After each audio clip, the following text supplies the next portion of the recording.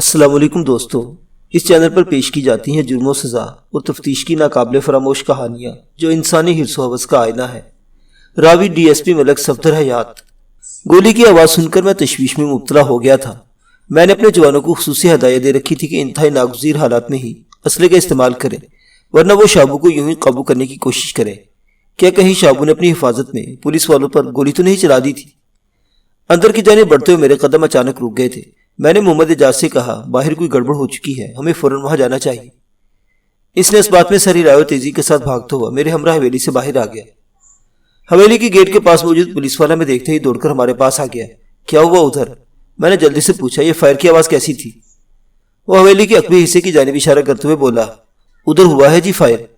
اس کے بعد ختم ہوتے ایک اور فائر ہوا۔ یہ آواز نسبتاً زیادہ فاصلے سے آئی تھی، مگر سمت وہی تھی، یعنی حویلی کا عقبی حصہ۔ میں ایسا ہی اعجاز کے ساتھ بھاگتا ہوا حویلی کے عقبی حصے کی طرف پہنچا۔ وہاں دو سادہ لباس کانسٹیبلوں نے اپنے ایک ساتھی کو تھام رکھا تھا، جس سپاہی کو انہوں نے سہارا دے رکھا تھا۔ اس کا بازو شدید زخمی تھا اور وہاں سے خون بھل بھل نکل رہا تھا۔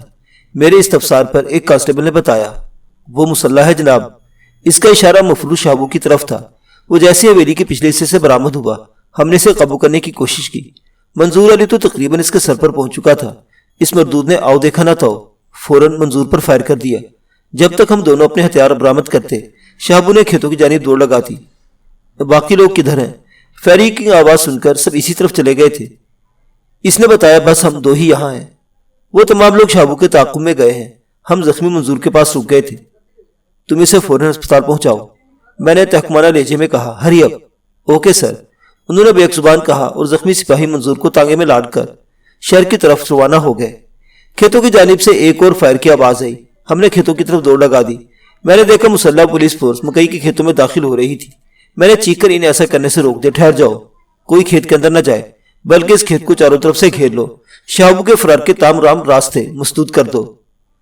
وہ تمام جوان رکے۔ اتنی دیر میں ہم بھی وہاں پہنچ گئے۔ میرے حکم کے مطابق انہوں نے جلدی سے پورے کھیت کو اپنے نرغے میں لے لیا۔ کھیت زیادہ بڑا نہیں تھا۔ خوش قسمتی ہمارا ساتھ دے رہی تھی کہ مکئی کی کڑائی کا سیزن چل رہا تھا اور بیشتر کھیتوں کی فصل کاٹی جا چکی تھی، اس لیے کھیتوں ہی میں فصل کھڑی نظر آ رہی تھی، ورنہ کھیت تو ایک دوسرے سے اس طرح پیوستہ ہوتے کہ تحت نگاہ فصل ہی فصل نظر آتی۔ ایسی صورت میں آدمی قد فصل کے اندر گھس کر کسی کو تلاش کرنا ایک دشوار کام ہوتا، مگر خیرت گزری کے دو چار کھیتوں میں ہی مکئی کی فصل باقی رہ گئی تھی۔ اس حصے کو پولیس کے مسلح جوانوں نے گھیر لیا۔ میں نے ایک کانسٹیبل سے پوچھا، وہ ہمارے نزدیکی پوزیشن سنبھالے چوکنا کھڑا تھا، شہابو کو ان کھیتوں میں گھستے ہوئے تم نے دیکھا تھا؟ جی ملک صاحب، وہ میری نظروں کے سامنے اندر گھسا تھا۔ اس نے بتایا کہ وہ زخمی ہے، ایک سپاہی کی گولی نے اسے لنگڑا بنا دیا ہے۔ یہ ایک اطمینان بخش بات تھی۔ زخمی ہونے کی صورت میں شابو زیادہ اچھل کود نہیں مچا سکتا تھا۔ میں نے پوچھا، پولیس کے جوانوں کو کوئی نقصان تو نہیں پہنچا؟ منظور کے بازو میں گولی لگی ہے۔ منظور بڑا جیدار نکلا جناب، وہ اپنی جان پر کھیل گیا تھا۔ میں نے اور اعجاز نے تو مختلف سمتوں سے کھیتوں کو بیرونی چکر لگانے کا فیصلہ کیا۔ مقصد صرف یہ معلوم کرنا تھا کہ شابو ابھی تک انہی کھیتوں کے اندر روپوش تھا یا کسی سپاہی نے اسے کسی جانب سے نکلتے ہوئے دیکھا تھا۔ کھیتوں کا بیرونی راؤنڈ لگاتے ہوئے ہم پھر آمنے سامنے تھے۔ ہماری رپورٹ کے مطابق شابو کھیتوں کے اندر ہی کہیں دبکا ہوا تھا۔ ایسا ہی اعجاز نے کہا۔ ملک صاحب، جوانوں کو کھیت میں داخل ہونے کا حکم دے دیں، شابو زیادہ دیر چھپا نہیں رہ سکے گا۔ یہ بہت خطرناک ہوگا، میں نے کہا۔ شابو کی جانب سے آنے والی کوئی بھی اندھی گولی کسی بھی زندگی کی ساتھی کی زندگی چاٹے گی۔ پھر کیا کریں؟ وہ پرتشویش لہجے میں بولا، اس کو باہر بھی تو نکالنا ہے۔ ہاں، یہ بہت ضروری ہے۔ میرے پاس ایک تجویز اور ہے اعجاز نے کچھ سوچتے ہوئے کہا۔ وہ کیا؟ اس نے بتایا کہ ہم بآواز بلندی اعلان کرتے کہ شاب علی، تمہیں چاروں طرف سے گھیر لیا گیا ہے، خود کو قانون کے حوالے کر دو ورنہ جان سے جاؤ گے۔ ہم 10 تک گنتی گن رہے ہیں، گنتی ختم ہونے سے پہلے پہلے باہر نکل آؤ ورنہ تمہاری زندگی کی ضمانت نہیں دی جاتی۔ تمہیں گولیوں سے بھون دیا جائے گا۔ اگر تم بلا ارادہ خود کو پولیس کے حوالے کر دو گے تو تمہارے ساتھ خصوصی رعایت برتی جائے گی۔ اپنی بات ختم کرنے کے بعد اس نے اس قسم کی ترغیب دے کر اسے کھیتوں سے باہر لایا جا سکتا ہے۔ تجویز تو تمہاری مناسب معلوم ہوتی ہے، میں نے سر ہلاتے ہوئے کہا، مگر مجھے امید نہیں کہ اس کے سود مند نتائج برآمد ہوں گے۔ پھر بھی ٹرائی کرنے میں کیا حرج ہے؟ کوئی حرج نہیں تھا، اس لیے میں نے اجازت دے دی۔ بلند آواز میں بولنے والے ایک سپاہی نے یہی اعلان منوان کرایا، مگر پھر اعلان وقفے وقت سے کئی بار دہرایا گیا، مگر میری توقع کے مطابق کوئی فائدہ نہ ہوا۔ ہم کھیتوں کے باہر انتظار کی گھڑیاں گنتے رہے اور شابو کے کان پر جوں تک نہ رینگی۔ میں نے سوالیہ نظروں سے ایسا ہی اعجاز کی طرف دیکھا۔ اس نے جلدی سے کہا، اب کیا کریں ملک صاحب؟ ایک تجویز میرے پاس بھی ہے، میں نے سنجیدہ لہجے میں کہا، اور مجھے یقین ہے کہ وہ نہایت ہی مؤثر ثابت ہوگی۔ میں ایسا ہی اعجاز کا افسر تھا، میرے پاس اس سے زیادہ اختیارات تھے۔ میں کوئی بھی قدم اٹھانے سے پہلے اس سے اجازت لینے یا اسے مشورہ کرنے کا پابند نہیں تھا، لیکن میں نے اپنے ماتحتوں کے ساتھ ہمیشہ دوستانہ رویہ رکھا تھا اور ذرا ذرا سی بات میں ان کی صلاح لے لیا کرتا تھا۔ میرا تجربہ تھا کہ اس طرح اعتماد کی فضا میں زیادہ بہتر طور پر کام ہو سکتا تھا۔ محمد اعجاز نے ہی فوراً میری بات سنتے ہی سوال کیا، آپ کی تجویز کیا ہے ملک صاحب؟ کھیتوں میں آگ لگا دی جائے۔ وہ بھچکا رہ گیا۔ مگر اس طرح تو بہت نقصان ہو جائے گا۔ ایک قاتل، چور اور ڈکیت کو گرفتار کرنے کے اتنا نقصان تو کیا جا سکتا ہے۔ میں نے کہا، جب کھیت دھڑادھڑ جل رہے ہوں گے تو شابو کے پاس گرفتاری دینے کے سوا کچھ چارہ نہیں رہے گا۔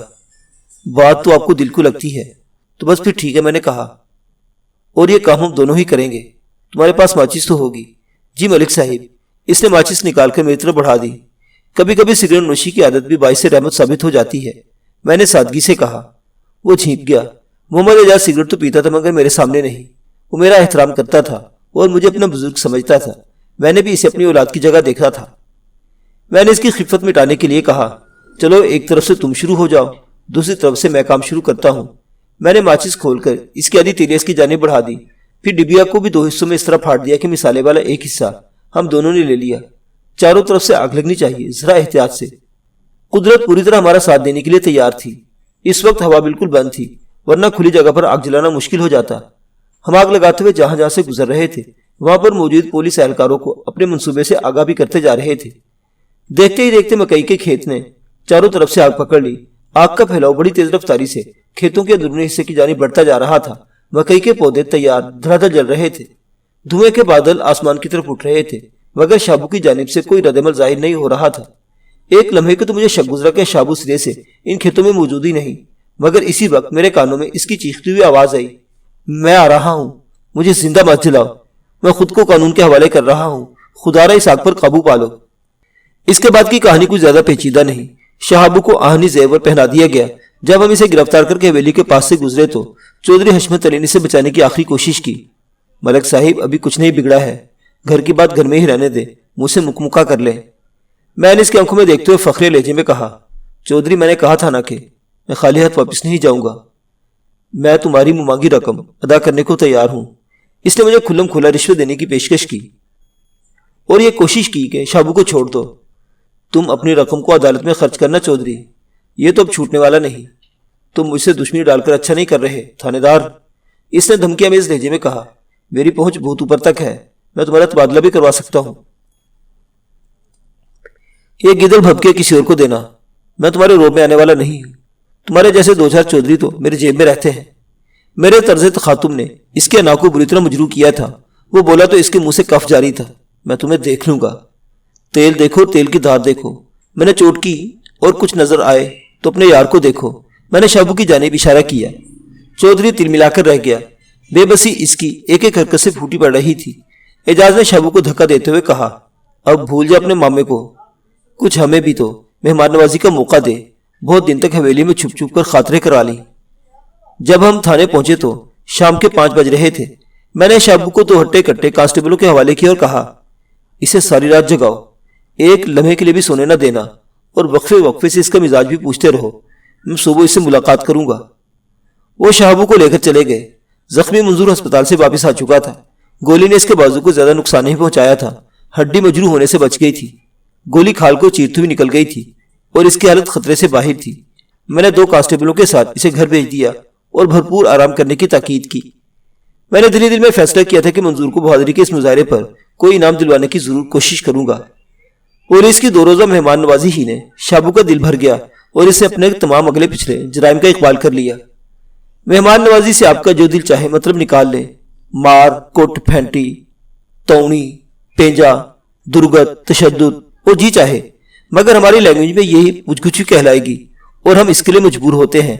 جیسے جیسے عادی مجرموں سے شب و روز ہمارا واسطہ پڑتا ہے، یہ ان کی فیوریٹ ڈشیں ہیں۔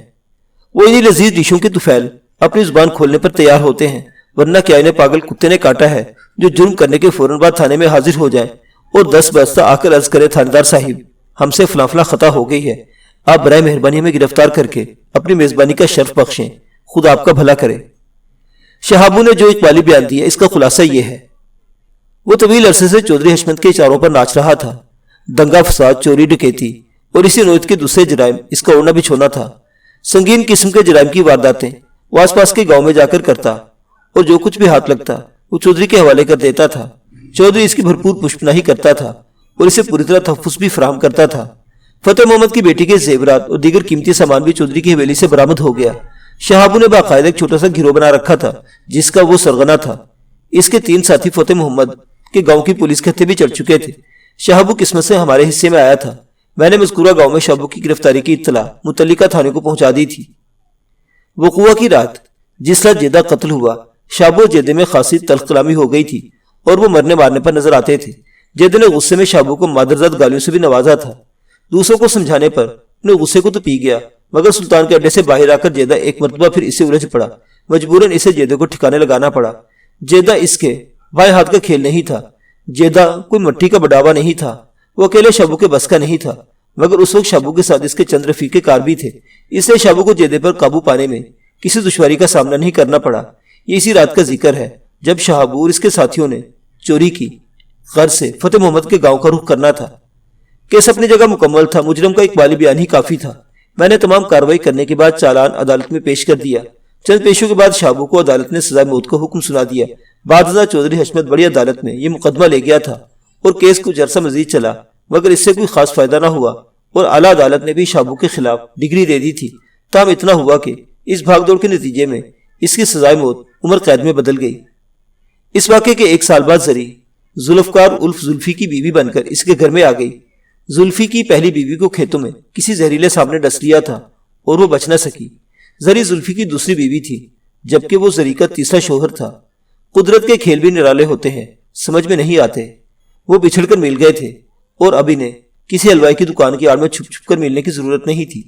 قدرت کے کارخانے میں ہر کام کا وقت مقرر ہے، انسانی عقل اسے سمجھنے سے قاصر ہے۔